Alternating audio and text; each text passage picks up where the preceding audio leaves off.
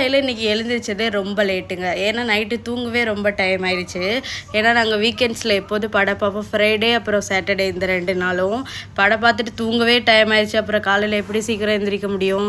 அப்புறம் என்னடா ஈஸியாக சீக்கிரமாக போய் பிரேக்ஃபாஸ்ட் பண்ணலாம் அப்படின்னு யோசிச்சுட்டு இருந்தேன். பசங்க வந்து ஆட்டா நூடல் தான் வேணும்னு கேட்டிருந்தாங்க. அவங்களுக்கு ஆட்டா நூடலை பண்ணி கொடுத்துட்டு நானும் ஹஸ்பண்ட் வந்து இப்பி நூடல் பண்ணி சாப்பிட்டோம். அதுக்கப்புறம் லஞ்ச் ரெடி பண்ண போயிட்டேன். அரிசியை எடுத்து கழுவி வச்சு ஊற வச்சுட்டு அதுக்கப்புறம் முட்டைக்கோஸ் கட் பண்ணேன். சாதம் பார்த்திங்கன்னா அதுக்குள்ளே பொங்கிருச்சு. முட்டைக்கோஸை வதக்கிறதுக்குள்ளேயும் முட்டைக்கோஸை போட்டோன்னே எப்போதுமே உடனே உப்பு சேர்க்கக்கூடாது.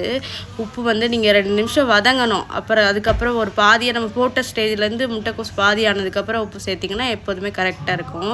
உப்பு சேர்த்தோன்னே அதுலேருந்தே தண்ணி விடும். அந்த தண்ணியிலே நல்லா வெந்துடும் சப்ஜி வந்து. நம்ம தண்ணியே சேர்க்க தேவையில்ல. முட்டைக்கோஸும் ஒரு பக்கம் வெந்துட்டு இருந்துச்சு, சாதம் ஒரு பக்கம் கொதிச்சுட்டு இருந்துச்சு. நான் அதுக்குள்ளே உருளைக்கிழங்கு வேக வச்சுருந்தேன், அதுவும் ரெடி ஆயிடுச்சு. அதோட தோலெல்லாம் உரித்து எடுத்து வச்சுக்கிட்டே ஒரு பக்கம். கடைசியாக தேங்காய் அதில் போடலான்னு போகும்போது சாதத்தில் அப்படி கொட்டிட்டேன் பாதியை. அப்புறம் அதெல்லாம் எடுத்துட்டு அதுக்கப்புறம் முட்டைக்கோஸில் தேங்காய் சேர்த்துட்டு அடுப்பு ஆஃப் பண்ணிட்டேன். அப்போ பார்த்திங்கன்னா டியூஷன் மேம் ஃபோன் பண்ணிட்டாங்க, யோகா டியூஷன் கூட்டிகிட்டு வர சொல்லி.